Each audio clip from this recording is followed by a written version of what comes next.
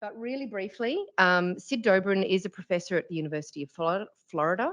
His research focuses on the aspects of digital humanities and environmental humanities, considering the relationship between writing and emerging technologies such as artificial intelligence, augmented reality, and virtual reality. And his research is based in an environmental context. Sid is the founding director of the Trace Innovation Initiative, a research hub that studies emerging writing technologies such as AI, AR, and VR. Professor Karin Verspoor, over here, is the Dean of School of Computing Technologies at RMIT. Karin's research primarily focuses on the use of artificial intelligence methods to enable biological discovery and clinical decision support. She does this through the extraction of information from clinical texts, the biomedical literature, and machine learning-based modelling.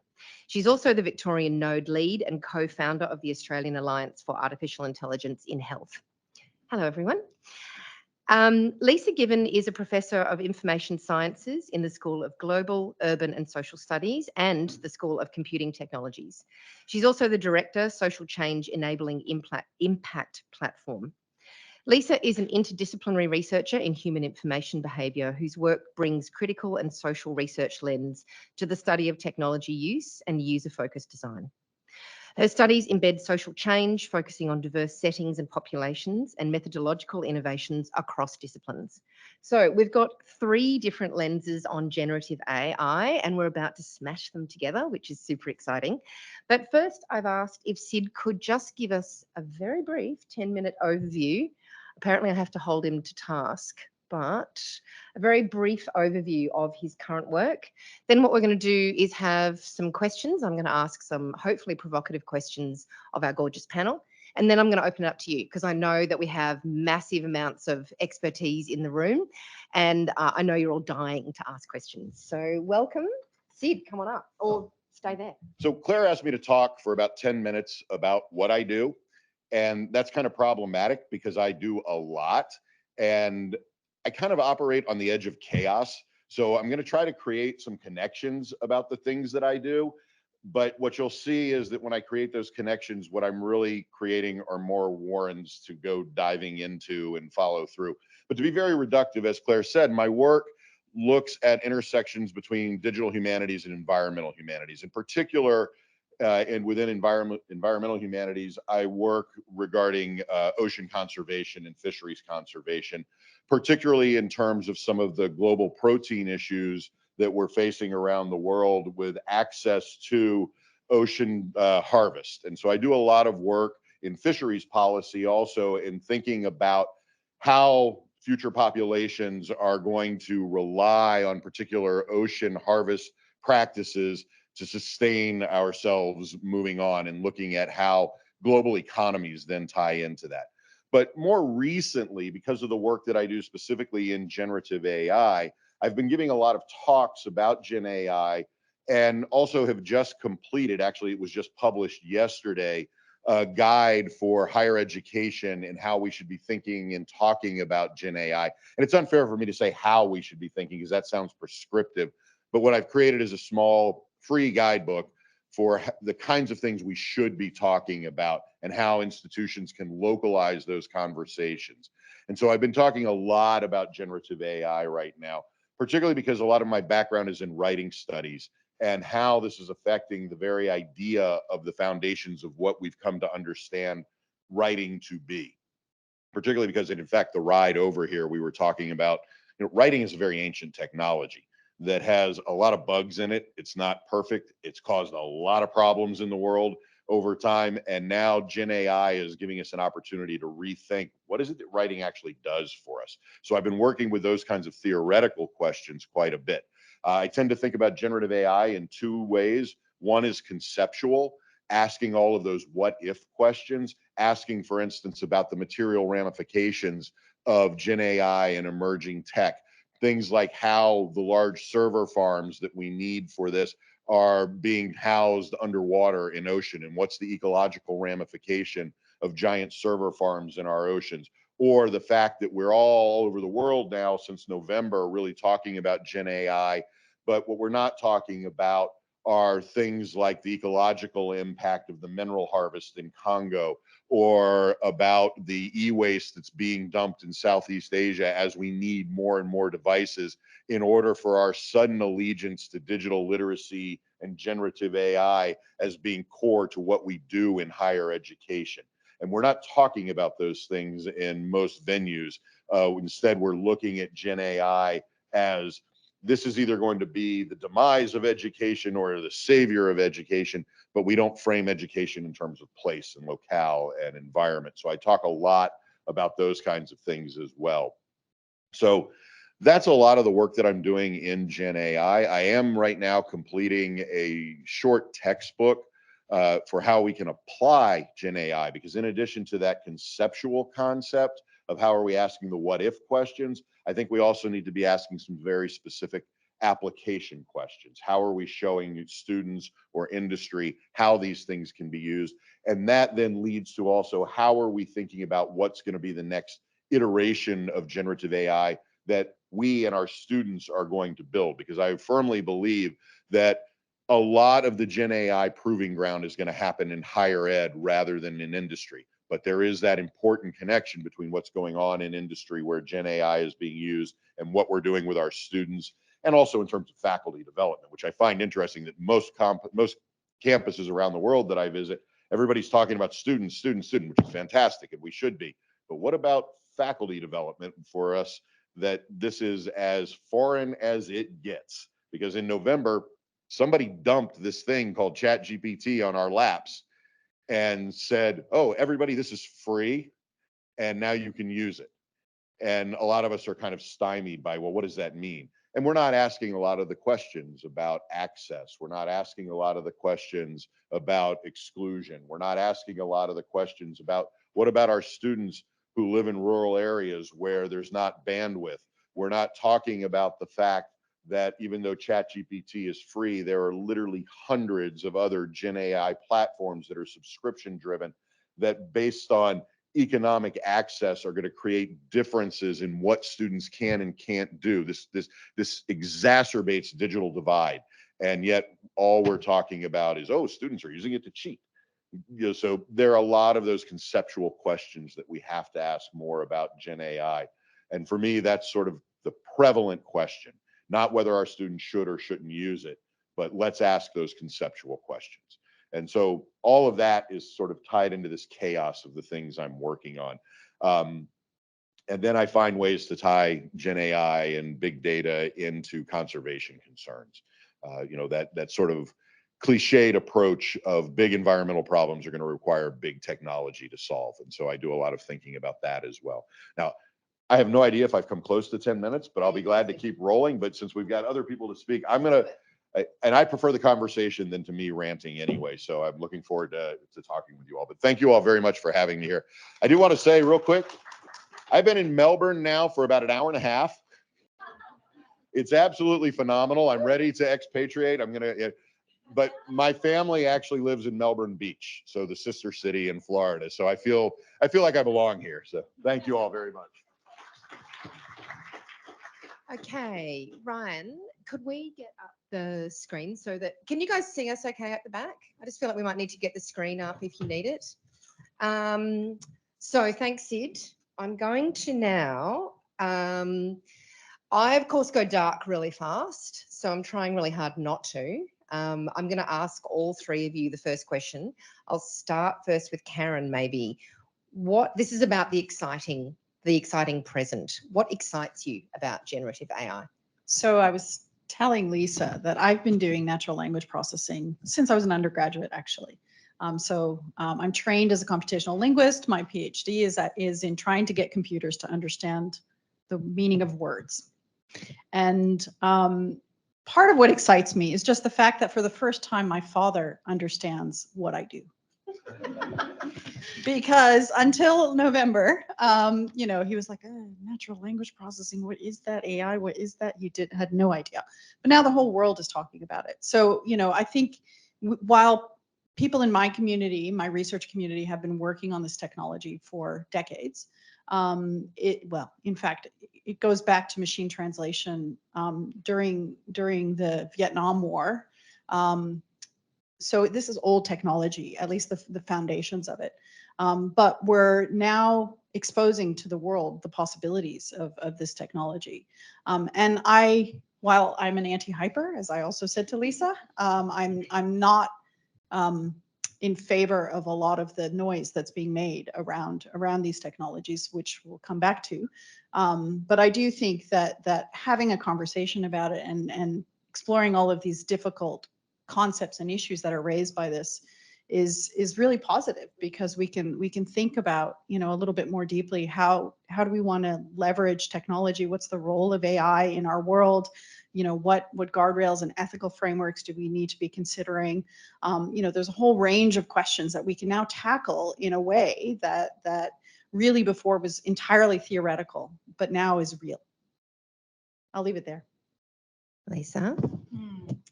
My turn. Things that I'm really excited about.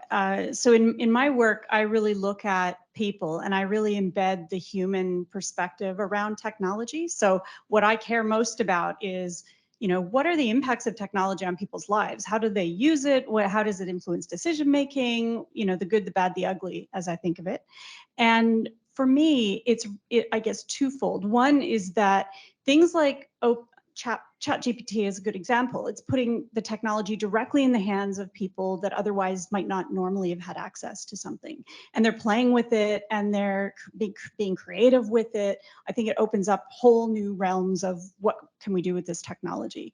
But the dark sides that we might talk about also, for me, really heightens the space for us to critique and talk really openly about these issues. So I do a lot of work looking, for example, at misinformation, disinformation campaigns, how, you know, that dark side of what people can do with information for good and for bad. And so the ability for us to now use this tech to open broader conversations around that, I think, is critical. What they said. But the other thing that I would add to this, and I think it ties directly into this, for me, one of the most exciting things about this last 6 months, even though I also, you know, I've been working in AI for at least 15, 20 years. And because we're in an educational space, I'm going to say this.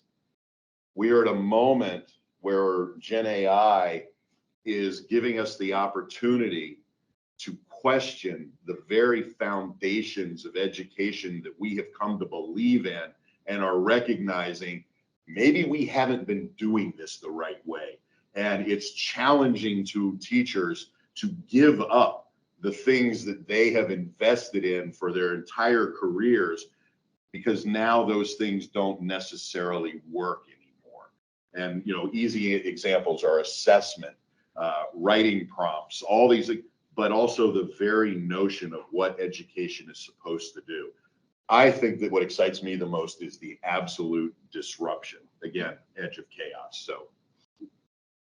So to follow on from that then, what do you think the potentialities are with these technologies? Particularly, maybe we can do it more broadly, but I do think we should be chatting in an education context as well. You were going to talk about the sweet spot perhaps of where generative AI and language might be sitting.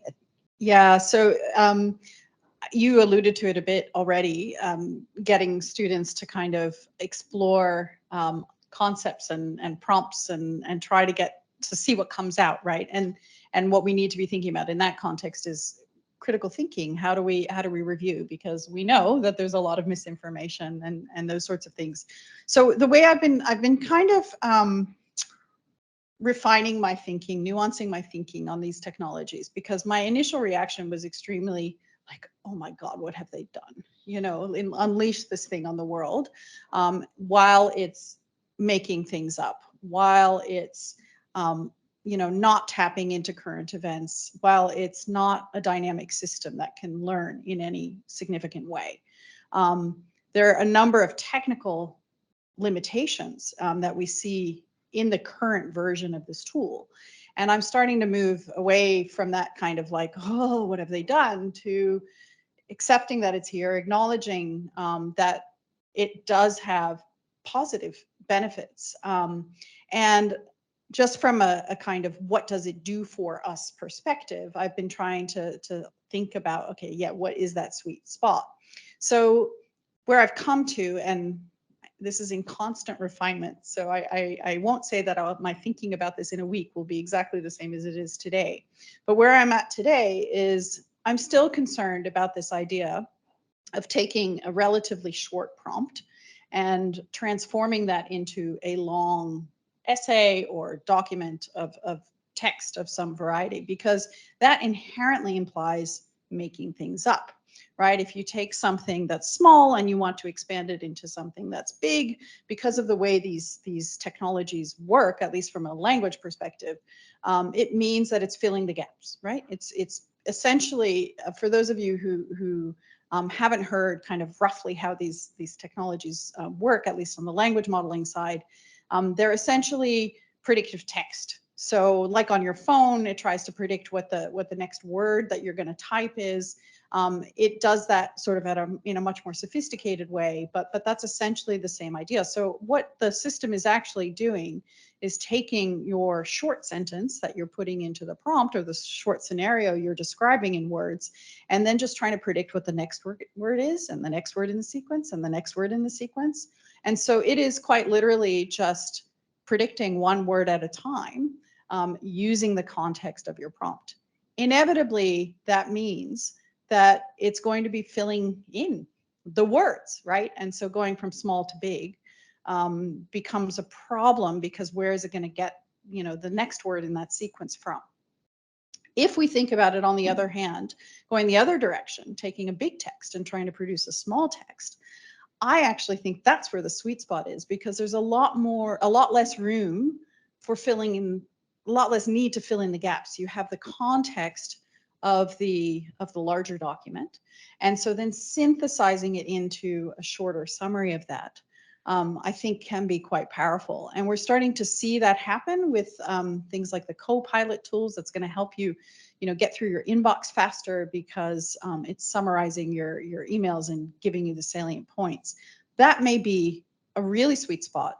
Another place is translation. So we're seeing translation effectively either between languages, that's an obvious one, but also from, say, medical speech to patient speech, right? So where you want to take a concept that's quite difficult to explain and transform it into a description which matches that, but using simpler language. And there's lots of really interesting examples about trying to explain a very difficult concept to a 5-year-old. And it turns out that systems like ChatGPT are actually pretty good at that, because they understand the language space, and they've made the connection between that more complex language and the simpler language.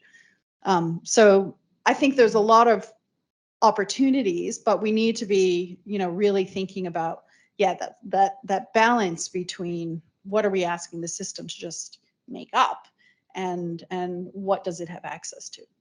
All right, educators, you heard it here first.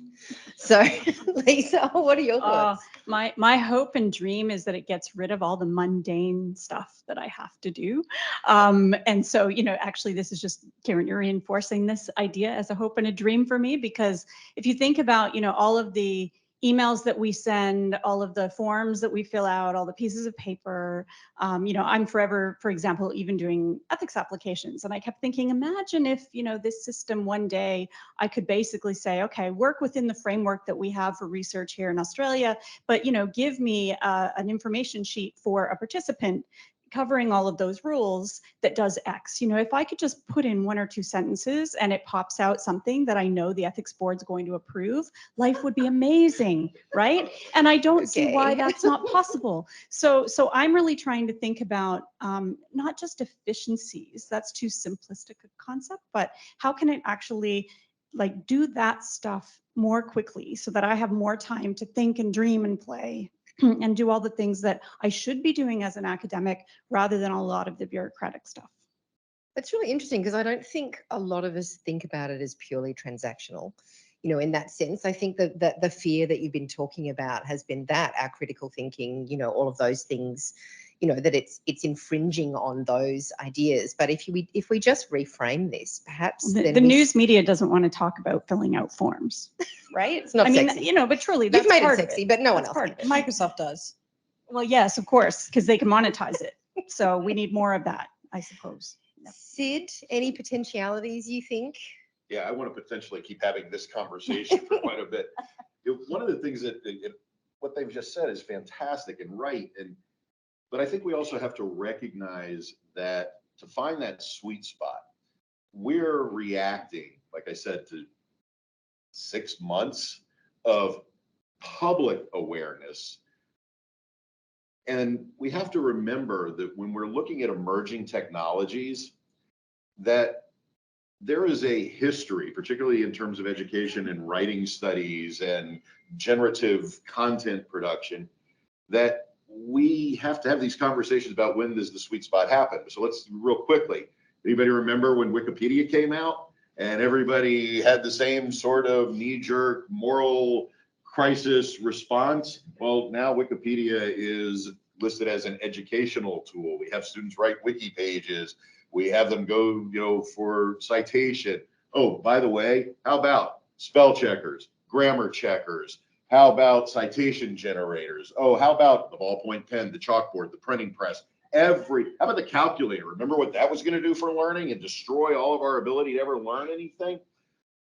Part of what we have to recognize is that our reactions and finding the sweet spot is really more of a matter of us being taken out of our comfort zone. This isn't about what the technology is going to do or what it can do. It's about the fact that in educational systems, we have glommed on and locked onto the right way things are supposed to be done. And this is changing that. And that's very uncomfortable for most people in higher education. And so the sweet spot comes at the moment where we can exhale a little bit and say, this is going to happen. We have to remember that all technology, not just digital technology, the entire concept of technology has two paths. Path one is that it is made ubiquitous and naturalized into our background, just the way we do things. And the other is that it becomes obsolete and is replaced by the next generation of technology. The example I always use is the spoon.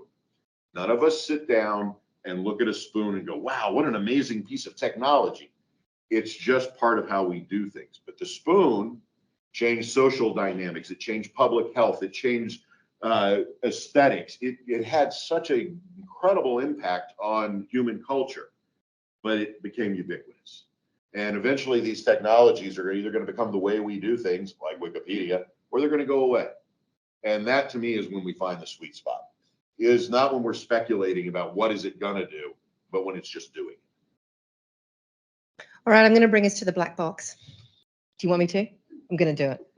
All right, so given the lack of transparency around, how AI is training, the biases, the data sets, how do we, because you've got a room full of educators here, so how do we as educators, researchers and practitioners as well, how do we engage ethically in this? I think you've all kind of started to touch on this. I actually think that, I'm going to pick on Claire for a minute here, because even I use that language of the black box. But in the true essence of a technological black box, it's not a black box. The algorithm is right there in front of us. We wrote it. We told it what to do. We just don't understand how it gets from A to B. And so it's not in the true essence of a black box technology, It's a black box technology that uses a paralogical approach, and we're just not ready to understand it. So take, for instance, a computer program. Let's say I take generative AI and I asked it to turn out a segment of code. It will turn out the segment of code. The code will work. But as a programmer, it's very unlikely that I will be able to look at that code and say, oh, this is how it's going to fit in my CSS. This is how it does it differently than how we think. And so part of it isn't that it's hiding from us. It's that we haven't figured out how it gets from A to B. And as educators, we are very, very connected to, believe in, show your work, right? We want it to show how it got there, and it doesn't do that. But it's not, we made the algorithm. We told it what to do. So I think the black box thing makes it more mysterious than it actually is. So I would say that there are aspects of it that are definitely still black box, at least the implementations that we have access to. So for instance, with ChatGPT, OpenAI has been very reluctant to share exactly what data sets it was trained on. Now, because ChatGPT is based on something called GPT 3.5, which was based on GPT-3 and InstructGPT and a number of other things which they have published research papers about. We do have some sense, but when we start evaluating and testing these tools from a scientific perspective, we don't know whether an output that we observe was in the training data or not. So whether the machine has seen these things before. And this is relevant because, you know, in that issue of what is it going to make up, right? And what is it going to confabulate? We need to understand the difference between it's seen it before and it's just parroting back what it's seen before, and it's actually producing something which is new and different from what it's seen before. And in the context of, you know, student evaluations or student essays, student assessments, we care a lot about whether students are just reproducing material that's been ingested into this system, versus whether they're writing new ideas or giving us a new perspective on something. And, you know, we come to this point where if we have a system that's producing new ideas and we don't understand the source of those ideas, we can't reference properly, we can't attribute the notion. And so it becomes you know, it is a black box from the perspective of what's new and what's background information. And that's where we get into a little bit of murky territory. And I think just building on that, it starts to really complicate our notions about open source, open data, open research, which we're still grappling with ourselves. We have been. This just now is like another whole level of, okay, well, if things are not open, what are the ramifications of that? We've certainly seen a lot of authors and creators very worried about the material that they've created that might be in the black box. We don't know if it is, but that could be talking about, you know, there's consent issues, there's copyright, you know, is this just basically a big plagiarism system? We certainly know how educators feel about plagiarism. And yet it shows you the complexities when you're not really sure what's in there, how is it treating the material, and what's it going to mean? How do we legislate around these issues, especially in a global environment where even issues of copyright and, you know, this changes country to country. Is that all upended now because of something like ChatGPT? You know, that this is what excites me because I'm a geek. But these are the critical questions that we now have to grapple with, and why it's not just an IT related systems issue. This is going to affect all of our disciplines. Can I jump in on that? You are so exactly right, both of you, right? But we pay him to say that. But here's the but here's the exciting part about that. Why do we have to maintain those foundations of Western ideas of ownership of knowledge, of plagiarism? Right now is the opportunity for us to throw plagiarism the hell out the door. You know, we don't need citation. That's not an Eastern idea. That's a Western idea. Why are we so wed to this idea that I own these ideas? When in fact, all we're doing is the same thing that the GPT is doing. We have our own data sets, everything we've been experiencing, and we scrub it and we turn something out. It's not original. It's our experiences being brought together. And yeah, the LLMs that are being used, we don't know what the boundaries are on those, but that's the opportunity to say, let's question the process. Let's not adhere to the idea, right? I'm ready. Think about it this way. Why have we taught everybody MLA, APA, every citation system there is? Because we're clued into this idea that somehow you're cheating if you use somebody else's words when those are actually somebody else's words to begin with. And all that citation is the foundation for our concept of research. And that to me is the opportunity to say, you know, there are places in the world where they don't use citation at all, that it's all about generating ideas and conversation and dialogue. But yet Western education, we are locked down on the idea of if you don't tell me where that came from, then somehow you're cheating. But you're asking us to destroy the whole academy, the Western academy, which I think is totally Sid Dobrin. But do you know what I mean? Like, I think that's, you know, everyone in the room. Destroy. I mean, I'm all in favor of it, but to be able to question. But the structures are all there, you know. I mean, I think this is also the structures around. We would actually have to kind of pull a lot of things apart. And I mean, I certainly think that's what we're trying to do in Australia around trying to embed Indigenous teaching and learning, knowledges, thinking, ideas of sharing, to cite things differently. But I think when it comes to how do we ethically, right now, today, deal with this space, how do we engage with this now? Like maybe in 5 years, the academy will be different. I don't know. Maybe this is going to be a catalyst for it. But how do we right now deal with it ethically? I don't know. It's just a question. Yeah, and ethics is always the foundation. And this is why you're exactly right about, these conversations aren't the IT conversations. These are digital humanities questions. These are the bigger conceptual questions. And, take writing instruction, which is my home discipline. Why do we have to do it anymore? Other than because that's where we are going to teach critical thinking and problem solving and communication and all those things that we believe in, all those things we're invested in. But now we're going to have to do it very differently. And that to me is the opportunity, is to rethink what very differently means. I don't need my students to know how to do MLA. I don't need my students to know where a comma goes.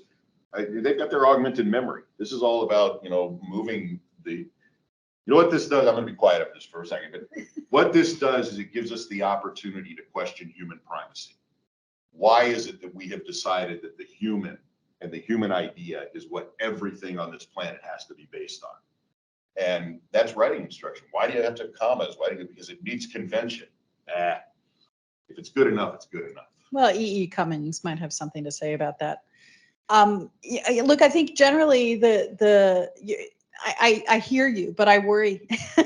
I'm really worried.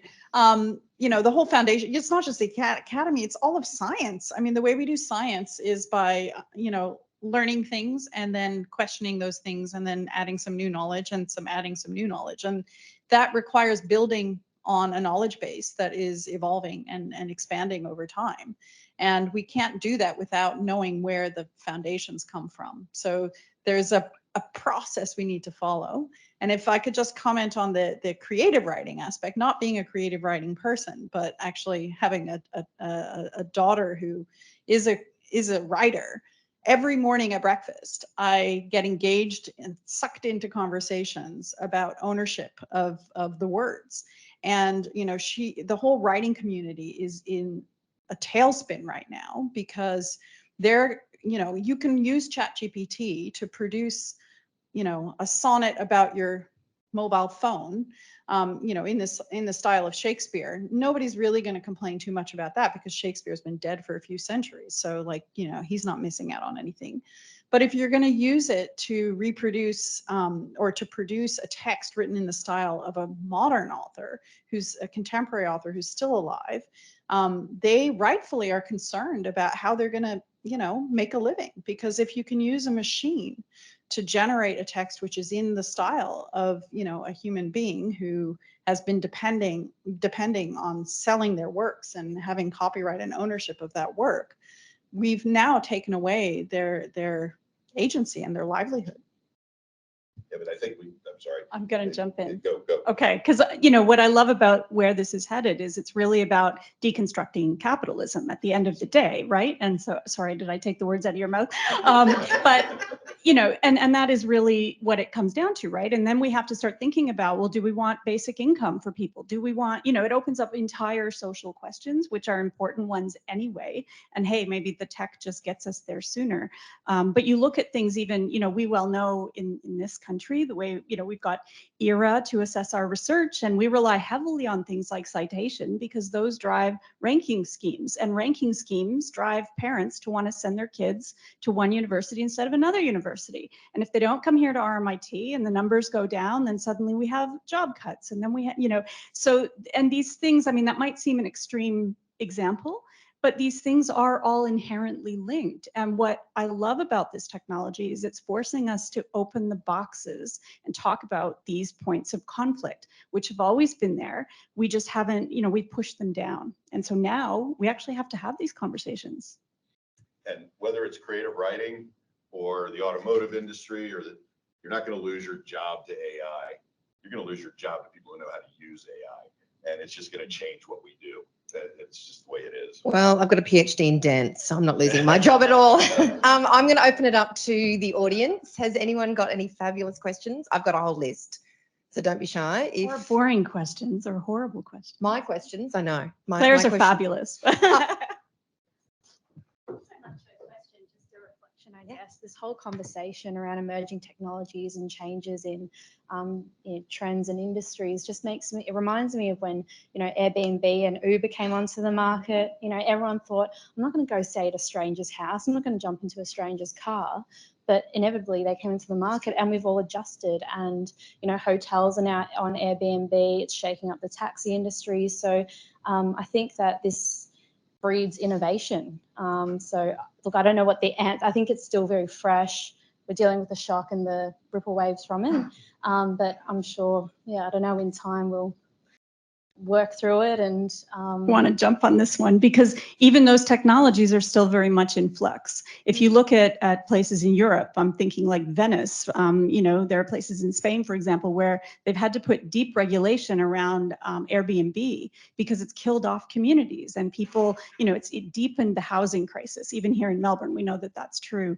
And so I'm not sure where they're going to land, I think we're still, the gig economy generally is something that we're still trying to grapple with around worker rights. We've certainly seen this as an issue when people, driving the dinner to you and they get hit by a car and they don't have any health insurance, for example. So, I think it's a long bow. And when we think about, the development of the pen, the pencil, as you were saying, it could be 100 years from now before we really know where some of this is going to land. Also, I would add that, we're talking about one particular instantiation of what's actually a whole range of technologies. And my work, as I said, been working in natural language processing for a long time, and my work is much more the other direction. So I'm actually working on information extraction. So taking, large bodies of literature and trying to find relevant pieces of information, trying to structure that and then use it for other purposes. You can think of it as your literature search tool to help you find, all the tools, and rethinking the way that we do the things that we do as academics in terms of searching for information. And I always say machine can read a whole lot more articles every month than I can, right? How many can you read? Maybe one a day max. Computer can read millions of them. So it just helps. We can think of these tools in that way. And that's not necessarily using generative technologies. It's just using, AI in the kind of broader sense. So I think we'll be seeing applications and uses of these tools which are grounded in this technology, but not replaced by this technology either. So, Google search, obviously, Google and Microsoft Bing, they're now trying to incorporate these generative technologies into something which is not generative, right? It's retrieval of information. And we'll see lots of uses of the technology in alternative ways, which will hopefully also get around some of the key concerns around confabulation and this sort of thing. So it's a starting point for thinking about different ways we can solve the problems that humans have, and hopefully assisting them to make decisions more effectively or to access more information. And that's what computers have done from the beginning, is really help humans do things more efficiently or faster or whatever. And we'll see more of that for sure. We are at the beginning. I agree. Not at all at the end. I get like 2 or 3 hours back a day when I press the remove background on Adobe Photoshop, just saying. So that's pretty nice. Anyone got any other questions? I have some more profound ones here, but anyone else? Yes. Oh goodness, this is going to test me. Oh my God, my whole body. Thanks. I really like that point you brought up about ownership and plagiarism, because I think the kind of weaponization of copyright law and IP law has been quite destructive over the last 30 years. And you see that's why there's a new Spider-Man movie every 3 years, because they've got to keep the IP rights. Thing, man. Yeah. But I think that that's a really exciting idea, because if you think about the way, especially in the music industry, when kind of hip hop music emerged in the 70s and 80s, and then once the lawyers got involved, it was like, if you get a sample, we're going to come after you, right? So that changed the direction of that form of music. And even a lot of musicians now, like Taylor Swift, is re-recording her old music because the record company owns the publishing, etc. So I think it's an exciting opportunity to reevaluate how we can change, that whole question of what is plagiarism and what's actually recreating something using other sources. That's an exciting thing. It's not really a question, but just wanted to get in there. Does anyone have any other statements / questions? Yes. I think it's really interesting. I think it's, there we go. I think it's really interesting that you were talking about, your daughter and the writing, and you were taking away people's jobs. Because I was at an RMIT function last year before ChatGPT, released itself on the world, and they were talking about DALL-E, and there was a comment made by the presenter like, "Oh, poor artists," and it really struck me, because it was like, are you just saying that because of how we don't value that part of our society? And I think what this is bringing up a little bit is about what is valued, and then what, really looking at what those kind of endeavors actually bring to society that may not be able to be managed by, artificial intelligence. So, but I just thought that was a really interesting, when it was just DALL-E, with art, it didn't seem to be any problem for anybody, but now that it's it's a problem language for everybody. Yeah, because yeah. language is fundamentally human. It's part of being human. It's one of the key things that distinguishes us from other species on the planet. So I have a classmate from when I was an undergrad, a guy named David Eagleman, who is a well-known cognitive neuropsychologist, and he did a podcast on writing and generative AI very recently, in the last week or two. I highly encourage you to listen to David, because what he talks about is, now we're going to be able to use these technologies to dynamically generate any story we want.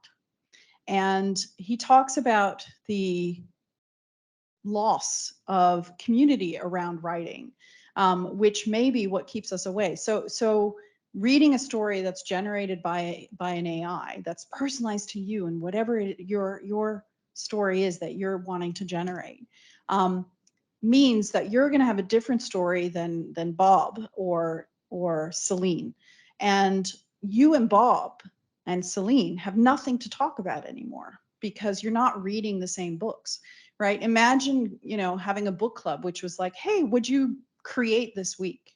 What story did you create this week? We care about the characters. We care about their stories. That's why we read, right? And so he was talking about just this loss of culture around shared artifacts. And when those artifacts become cheap and you can generate infinite quantities and infinite variations of them, it's no longer a shared community asset, and it changes our society. It will change our society. So I think that's something we need to, it comes back to that point about what do we value.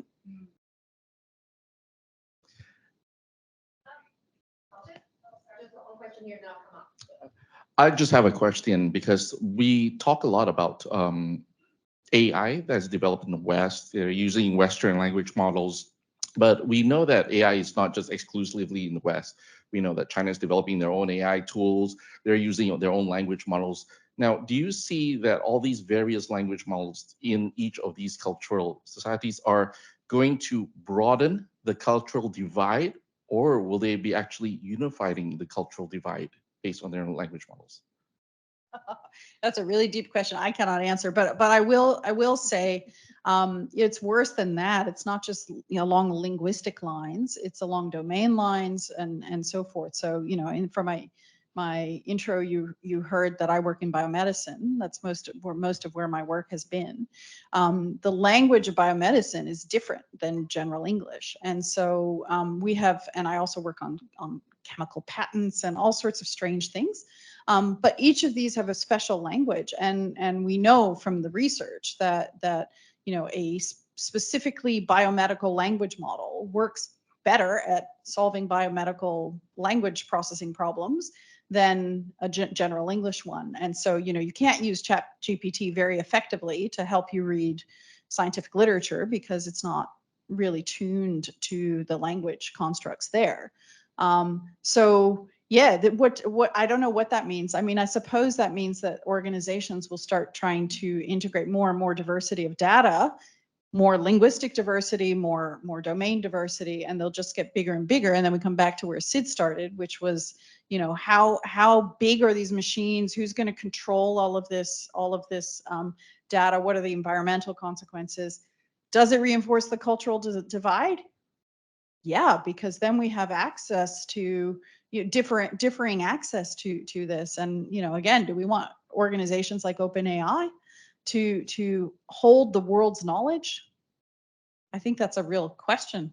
And it also brings up the question about the LLM itself. We're seeing hundreds of new platforms developed every week. And some of them, yes, are non-English. And your question is exactly right. But we also have to remember being excluded from those LLMs. So, for instance, even with OpenAI, think about how much stuff in your library has not ever been digitized, and how that now is information that is not going to be of value to the LLM scrub. Or more important, think of how many divergent voices are never part of that LLM.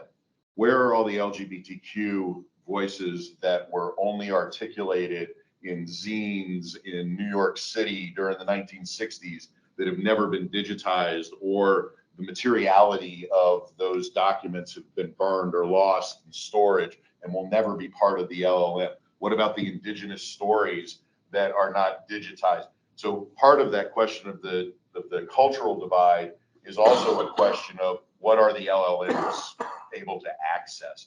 And the idea that your point about scientific paper, I was just reading about a platform we're getting ready to see that only accesses published scientific material from a particular set of journals dating back to the 1950s. And that's going to be an AI that helps push, as you were talking about, those steps of science, but only in that framework. I've got students who say to me all the time, if it's not available online, it's not viable research, because they don't want to go to the library, they don't want to go to the stacks, they don't want to. And so your question is also a question about what's inside the LLM. Where's its boundaries? Who's in and who's out? And this is why DEI issues and bias issues have to be central to that larger question that we're asking about these. If I don't want to point to any particular culture, but when a culture starts developing its own LLMs and its own language models, they're making decisions about what we're letting in and what we're letting out.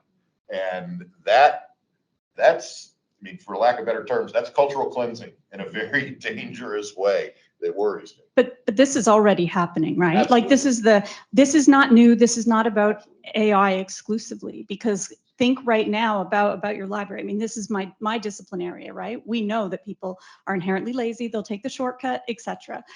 That means that for people in a lot of the HAS disciplines, their information is not counted in the same way as STEM, because they're not writing journal articles, they're writing books or zines. All of those are great examples. But if we try to flip that around to what could a positive be, I'm always struck by what is the new knowledge that I'm missing because I'm reading things in English and I'm doing those lit reviews purely on English language text. If we think about multilingual, systems and we integrate those, it could actually open us up to a whole world of knowledge that currently, the dominant scientific language, which is English, is not dealing with at all. And most of our academics globally are having to publish in English if they want their work to get traction. Imagine if they could actually everyone could publish in their own language, and we had systems that would allow us to do an integrated lit review that drew on every language because of those underneath systems. That would be amazing to me. Brilliant. Right? Yes. I'm copywriting this idea right now. So But- don't steal it. Well, we But already think did about- it. Is it? Oh, We, damn. But think about also because as you explained how this works, because the AI is looking for repetitive patterns, right? And those repetitive the patterns that are repeated more often are the ones that move to the top of the generation. So things that get said more frequently, whether they're accurate or not, remember, Gen AI cannot assess. It doesn't determine if something's right or wrong. It doesn't, but the more pattern. So what happens then are master narratives get replicated. And the example, I've been giving this example a lot. Saw a study where they asked DALL-E 2 for, and you've all seen the stock image for digital writing where it's a set of hands on a keyboard. Well, they asked DALL-E 2 to produce a set of hands on a keyboard. And every time it produced Caucasian hands, male Caucasian hands, because that's the master narrative. So until the prompt writer started specifying, I want multicultural, I want multi-gender, you're not going to get, so what it does is by default replicate the master narrative. And so that is gonna, that again, then just keeps going with everything's gonna remain in this tight, narrow corridor of how the LLM is functioning and how the scrub functions. Yeah, so absolutely 100% correct. I have a YouTube video on ChatGPT, which is actually just a recording of an academic talk. It's way too long, but one of the examples that I give in there is I asked ChatGPT to generate a fairy tale in which the hero has to overcome an obstacle or something like this. And every fairy tale it came back with was Western canon, right? It's well, let's call it Disney canon. You're from Florida. Disney canon. It was Little Mermaid, and I can't remember. But it codifies. And one of the other points about this is that it is completely an average, right? So this is why actually a lot of what ChatGPT produces is just boring because it's extremely generic. It's the aggregation of all the words around a particular word, right? So you remember it's just predicting the next word. Well, the most likely, there's a bit of stochasticity in there, but the most likely word that comes next in the sequence is the most common word that's been seen in that sequence before.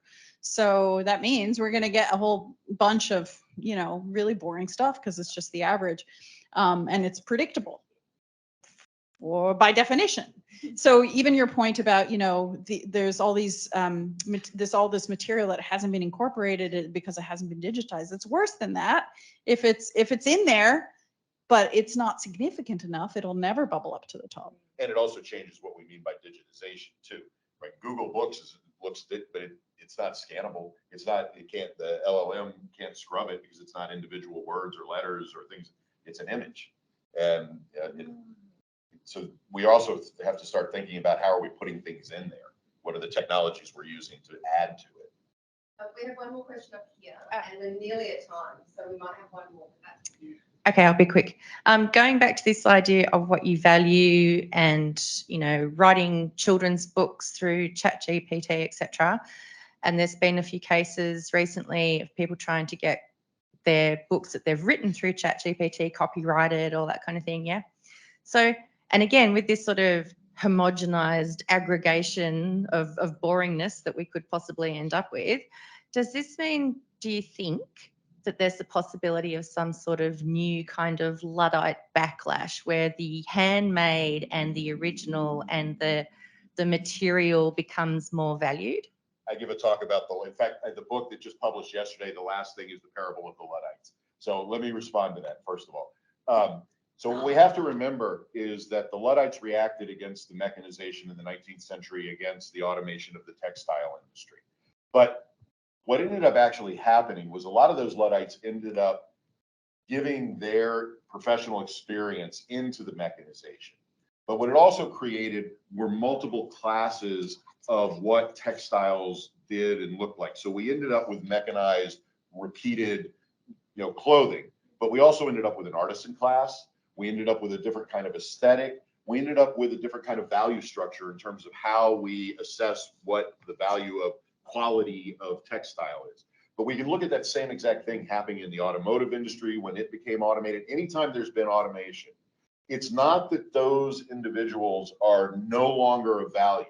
It's that there's a synthesis of how the Luddite approach to smashing the looms actually became an integration in those conversations. So you'll always have the purist. You're always going to have the person that said, sorry, unless my grandma knitted it, I'm not wearing it. But you're also going to have the everything in between. And so I actually think that almost polarity and dynamic and dialogue gave us more to what the textile industry provides. I'm just going to come back again to capitalism because why not? I mean, you know, people sadly often want generic, pulp, boring, right? Sadly, we see it in music, we see it in movies, we see it like there's fast fashion, absolutely. And because of the structure of society, not everyone has access to artisan materials, but also to the ability to be an artisan. You know, it's an elite often who has time to devote to this, right? You can tell I just took a pottery class recently, and I was thinking about this as I was learning how to center my thing on the wheel. But truly, right? Like that's a privilege. It's a privileged state. And so even in that, I think about, you know, record albums. You know, those are a good example, but who can bloody afford those things? You know, it's not the same as growing up in the 80s and going to the record store and paying $5 for something, right? That thing's now worth $90. So I guess I'm curious about how this is all going to play out. I bought a beanie at the Rose Street Market on Sunday, which is a fabulous place if you like artist handmade things.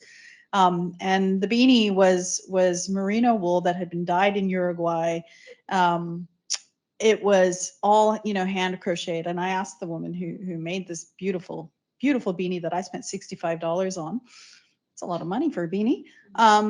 How long did it take you to make this? And she said, oh, 6 or 7 hours. And I thought, oh my God, you know, this woman, this is a labor of love, right? She's not doing it for the money, that's for sure. And you're right. It's only the, you know, elite class that can afford to make beautiful things, which is a statement on our society in itself. And let's not forget, both of your examples are artifacts that were initially necessities of survival, and yet we've turned them into artist class kind of things. I mean, these were things people made to live. And now, oh, I made a pot. But at least we're a lot less smelly. Right. I would like to finish on this by saying, as an artist myself, I think you can find beauty and gorgeousness everywhere. And I think as an educator, I think this is maybe an opportunity for us to actually reimagine the artisan world and actually give tools into the hands of our students and encourage them to make. What we want to do is get them to make, to tell stories, to actually start thinking like artists, and to, yes, I spent a lot of years learning how to make art, to be an artist, but I think that there are things that I can teach, and that there are opportunities that I can give my students. So I think that might be an opportunity, might be a moment to end and say thank you everyone so much for coming. I'm about to announce the curriculum grant, so don't go away, but could we please have a massive round of applause for these divine humans?